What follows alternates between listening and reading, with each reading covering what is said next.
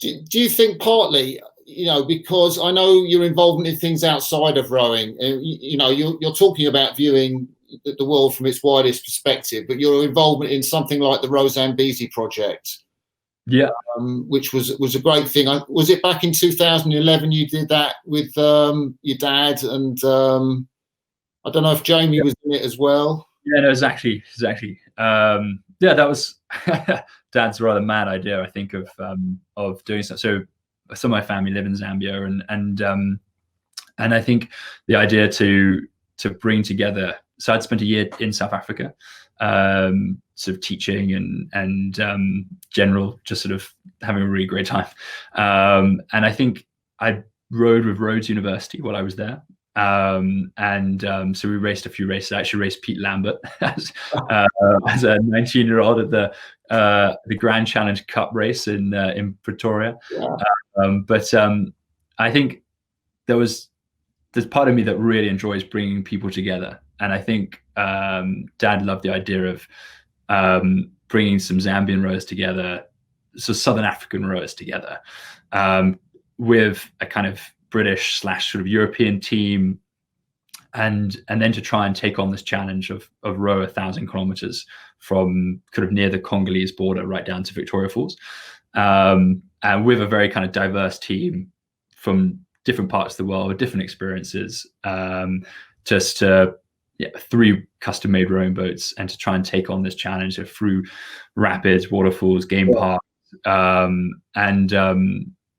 think that's probably, in terms of perspective as an athlete, I really love being at international races and just seeing sort of all of these different teams together from all around the world, and I definitely get a big buzz from kind of being a part of that, I think having been part of the Rowzambizi has definitely shown me that there it's always a sort of, I guess, a kind of an opportunity not to be missed, to kind of spend time with lots of different groups of people doing something kind of really kind of maybe challenging, but also just really, really good fun.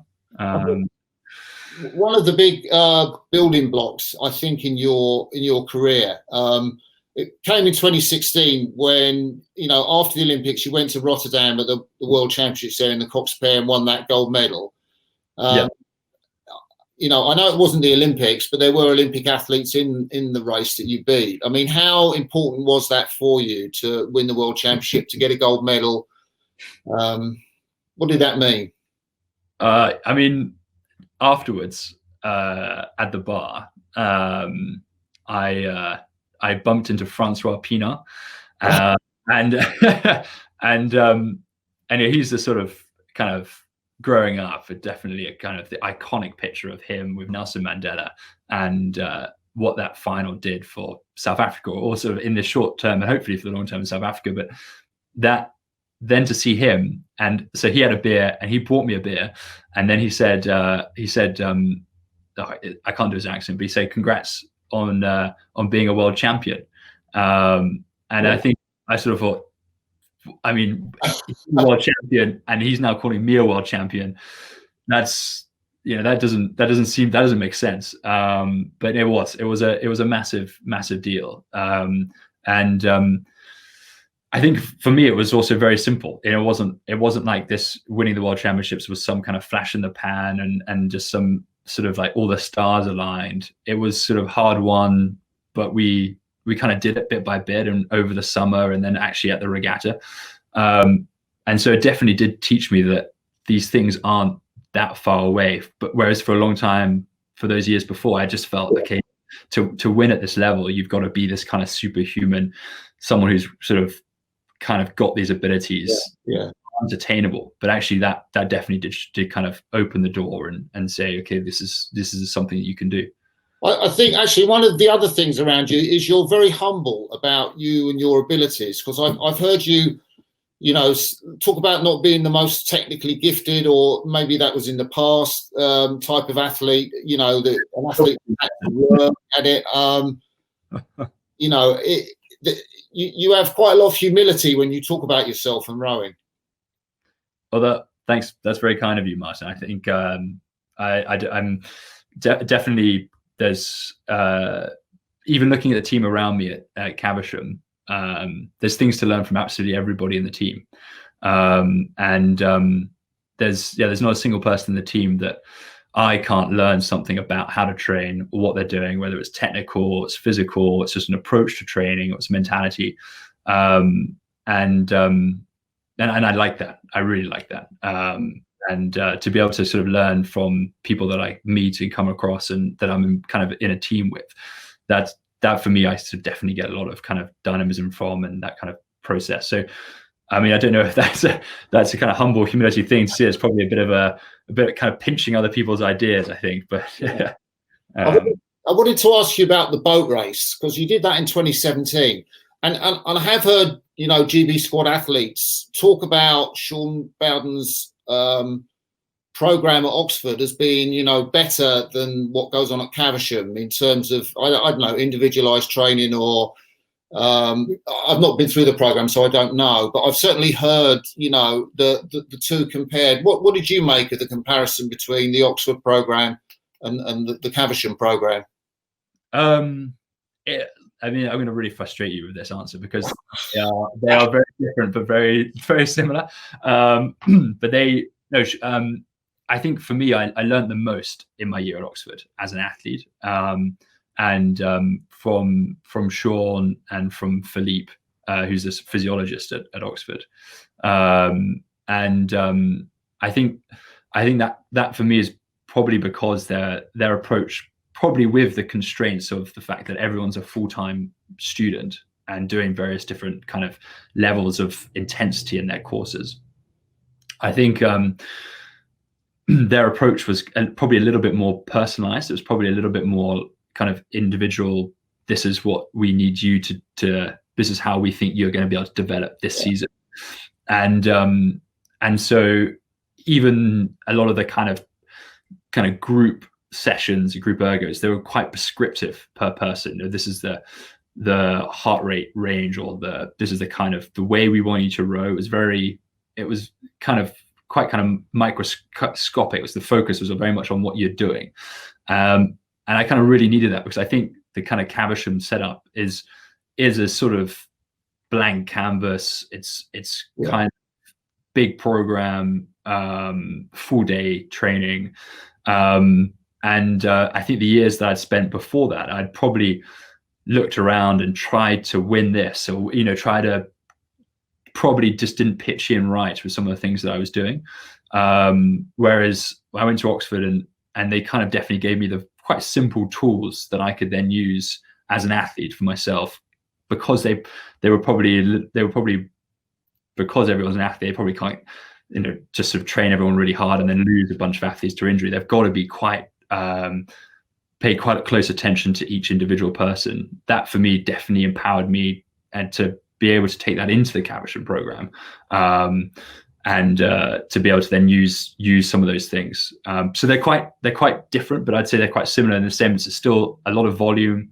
It's still there's no shortcuts to it. There's no, you know, we're going to do lots of interval training and that's just how we're going to get better. But I think the sort of methodology behind it is sort of probably a little bit different. That's really interesting. So is there a direct track between you coming out of Oxford, and then you're in the 8, I think, in 2017, the pair in 2018, and then you get into the 4, which is a medal boat, in 2019? Is that a series? How do you see that progression that you made? I see probably a progression, probably a few more fits and starts within that, I think. Oh, really? For me, I probably came out of the Oxford program in probably a really good shape, but then I had quite an intense summer term of exams, dissertations to write, things that I'd put off a little bit while studying to do the boat race that I had to do. And I think I'd probably took it for granted that I was going to carry on the sort of performance I was at when I went back into the team in the 2018 season. Yeah. And then I got injured and was out for 9 weeks, almost 10 weeks from a boat. with a sort of stress fracture on one of my ribs. Oh, wow. And I think that kind of definitely was a process just to stop a little bit of what I was doing, think about kind of how I was set up and kind of just generally an approach to training, and then I think I felt like I was performing well, but I wasn't very consistent. Yeah. So then Matt and I, in a pair in 2018, we did some really good internal stuff, but we both felt like we could perform at the very top level sometime, but the consistency, I think, let us down a little bit. So, we played around with the rig a little bit, and 5th place a couple of the World Cups. Both those times felt like there was more. But then we got to the World Championships, and we were probably caught a little bit unawares by the sort of pace in the pair, especially for the first K. And so we had a very close quarterfinal, got through, but then found ourselves at sort of the wrong semi-final, where we just weren't as fast as the 3 other pairs that got through, and we could have been, but we were probably a little bit kind of phased by that. And I've definitely learned a lot from that process. So then taking into the year later was to kind of like, we need to work on our consistency. Excuse me. So I think there is definitely a step, but probably not quite as clear as that every year. Yeah, and it must have felt great to be in the 4 in 2019, and particularly with the results that you had that season. I mean, was there a sense that I feel I've arrived now? I'm in one of the top boats in the Caversham system. No.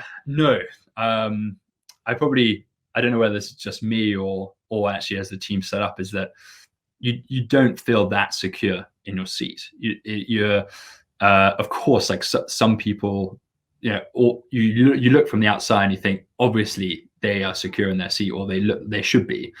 But in the team, I think when you're kind of actually amongst it, you're very much kind of thinking, I've got to perform myself to prove at least to myself that I'm good and that I deserve the seat. And I think even when I was selected in the 4, it was fantastic and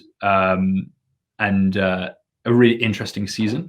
I think it was a shame for us that we didn't get a chance to race next year, but really we've got another period of time to before we do in a way. But no, I think hasn't been a moment where I thought, I've arrived at something different. I still feel the same probably as I've always kind of felt. I just probably feel like I'm more confident in what I can do when I need to do it, if that makes sense at all. Yeah. Out of that season, what's your favourite medal? The European gold or the world bronze? For us, the world's was an underperformance. Was it? It was in the final, I think. Second 500, or was there? Where was it? Where was it? You felt you didn't pull it out. Second 500, I think, and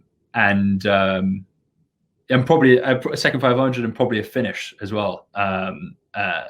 To be honest, so it felt like Europeans was quite straightforward, but we'd done lots of stuff before we'd got there, so we felt quite ready to race. And I think we were able to kind of put that into practice, and it sort of paid off. Whereas I think in a way we sort of try to do different things over the season, and then probably the world's probably sort of surprised ourselves with a bit of the boat speed that we had over the first K in the heat in the semi-final.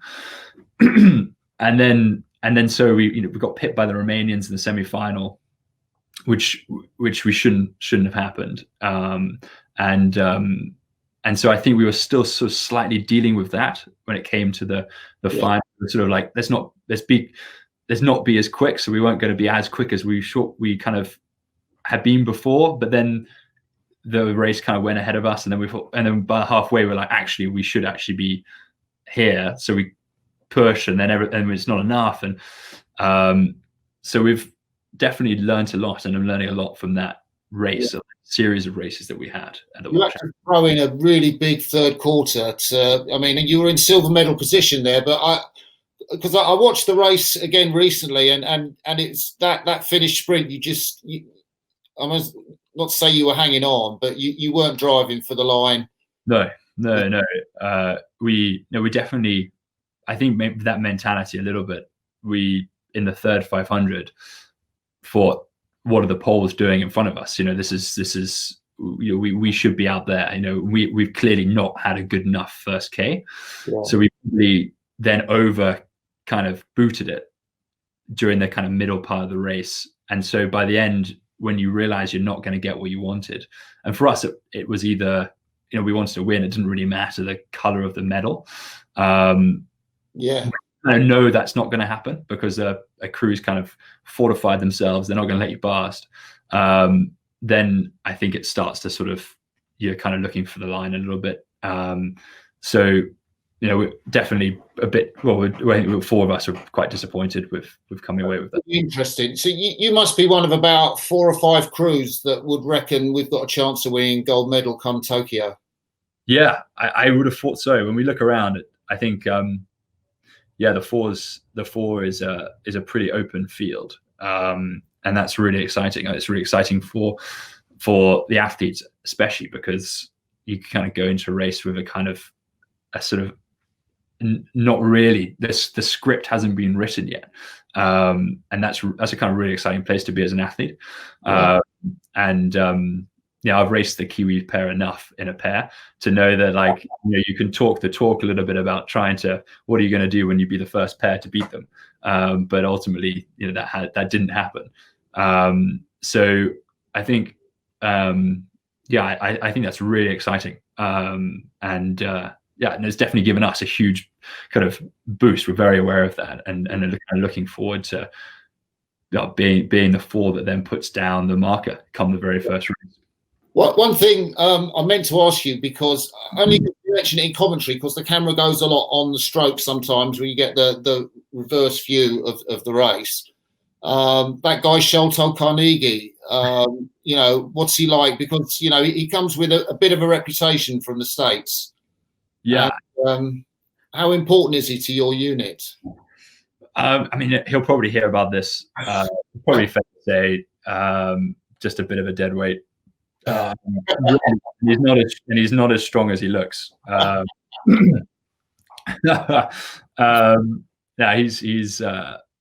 He's full of talent. He kind of knows what's good. Sets very high standards for himself and the crews that he's in. It's really exciting to be in a boat with Sholto every time. Yeah. He is very important. But so is kind of the rest of the unit, and I think he would be the first to say that, is that